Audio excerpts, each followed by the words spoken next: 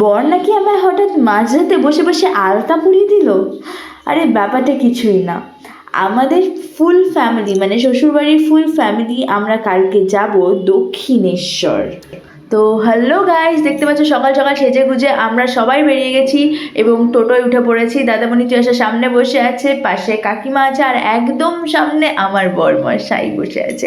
আমরা চলে গেছি গড়িয়া ক্ষুদিরাম মেট্রো স্টেশনে এবং মেট্রো স্টেশন থেকে ধরে নিয়েছি আমরা দক্ষিণেশ্বর যাওয়ার দিকের মেট্রো। এই দেখতেই পাচ্ছ মেট্রো আমাদের ঢুকছে দক্ষিণেশ্বর স্টেশন। এখন আমাদেরকে এবার নামতে হবে।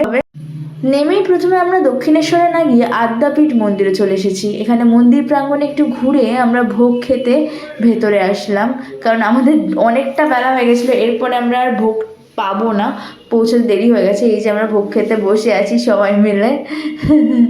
আর ভোগটা কিন্তু সত্যি টেস্টি ছিল, ভোগের আমার ভিডিও করা হয়নি। যাই হোক, ভোগ টোগ খেয়ে আদ্যাপীঠে পুজো দিয়ে আমরা আবার টোটোতে উঠে গেছি সবাই মিলে। আর এইবার টোটো করে আমরা যাচ্ছি দক্ষিণেশ্বর। এই হলো দক্ষিণেশ্বর, কি সুন্দর না? এখানে কিন্তু আমার ফোন অ্যালাউড নয়, তো ফোন জমা রেখে পুজো দিতে ভেতরে যেতে হবে।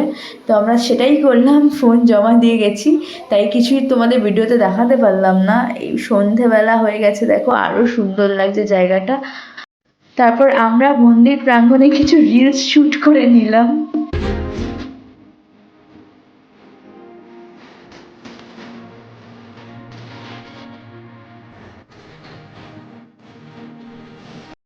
মেট্রো স্টেশনে গিয়ে আমরা পেয়ে গেছি ম্যাসাজ চেয়ারটা, আর অবস্থা দেখো ওনার জাস্ট।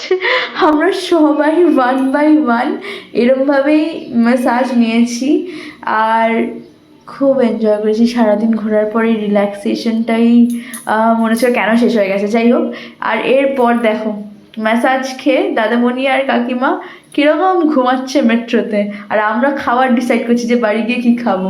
যাই হোক, আজকের ব্লগ এই পর্যন্তই। আর তোমাদের এরকম আরও ছোটো ছোটো ব্লগ দেখতে হলে প্লিজ সাবস্ক্রাইব।